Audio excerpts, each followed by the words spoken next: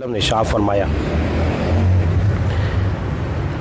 تم اس معاملے میں مجھے چھوڑ دو جس معاملے میں میں تمہیں چھوڑ دوں، اس لیے کہ تم سے پہلے لوگ کثرت سوال کی وجہ سے اور اپنے انبیاء سے اختلاف کرنے کی وجہ سے ہلاک ہو گئے تھے، اور جس کام کا میں تمہیں حکم دے دوں تو اس کام کو کرو، اور جس کام کا میں تمہیں کرنے سے منع کر دوں اس سے تم باز آ جاؤ۔ ذرا غور کیجئے کہ نبی کریم صلی اللہ علیہ وسلم کیا ارشاد فرما رہے ہیں، جس معاملے میں تمہیں نہیں پوچھ رہا تمہیں نہیں پوچھو، نہیں کہ بے جا سوال مت کرو، یہ مت پوچھو یہ کام کیوں ہوا، کب ہوا، کیسے ہوا۔ ایسے سوالات کرنا کیا ہے، ہلاکت میں پڑنا ہے۔ جس طرح کہ بنی اسرائیل ہلاکت میں پڑ گئی تھی، اور اب موسیٰ علیہ السلام سے کہنے لگی تھی کہ اے موسیٰ، اے اللہ کے نبی، ہم اللہ کو ہرگز نہ مانیں گے اس وقت تک جب تک کہ اپنی آنکھوں سے نہ دیکھ لیں۔ اور پھر جب حکم دیا گیا کہ ایک گائے ذبح کر دو تو انہوں نے کیا کیا، گائے کیسی ہونی چاہیے، عمر کیسی ہونی چاہیے، اس کا رنگ کیسا ہونا چاہیے، تو یوں کثرت سے سوالات کیے تو پھر کیا ہوا، انہیں ایک ایسی گائے ذبح کرنی پڑی جو روح زمین پر ایسی گائے موجود تھی نہیں، جس کی نشانی اللہ نے بیان کی تھی، اتنی مہنگی گائے انہیں ذبح کرنی پڑی اور وہ ہلاکت میں مبتلا ہو گئے۔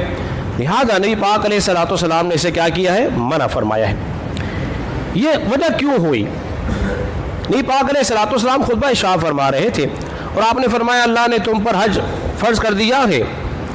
ایک صاحب کھڑے ہو گئے اور کہنے لگے یا رسول اللہ صلی اللہ علیہ وسلم کیا ہر سال فرض ہے؟ آپ چپ رہے۔ اس نے پھر پوچھا کیا ہر سال فرض ہے؟ اس نے پھر پوچھا کیا ہر سال فرض ہے؟ آپ چپ رہے۔ پھر تھوڑی دیر کے بعد آپ علیہ السلام نے ارشاد فرمایا، آپ نے فرمایا اگر میں ہاں کہہ دیتا نا تو ہر سال ہی فرض ہو جاتا، تو لہذا تم ایسے سوالات نہ کرو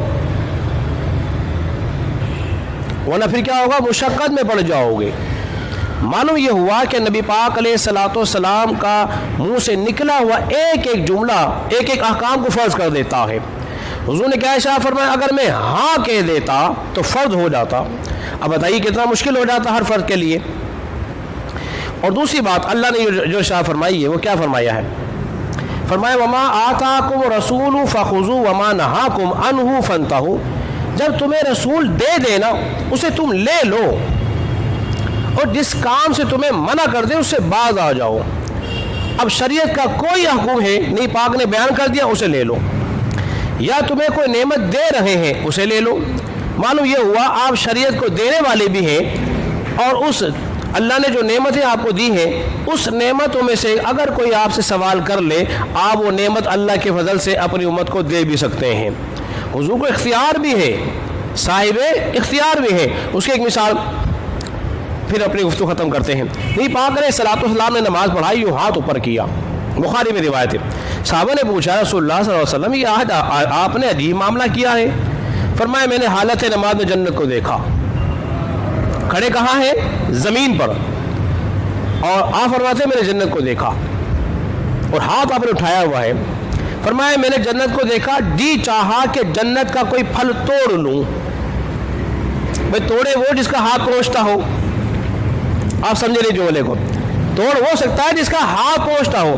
تو رسول خدا صلی اللہ علیہ وسلم کھڑے یہاں پر ہے، ہاتھ جنت میں پہنچ رہا ہے۔ اس نے فرمایا اگر میں توڑ لیتا ریتی دنیا تک کھاتے رہتے ختم ہی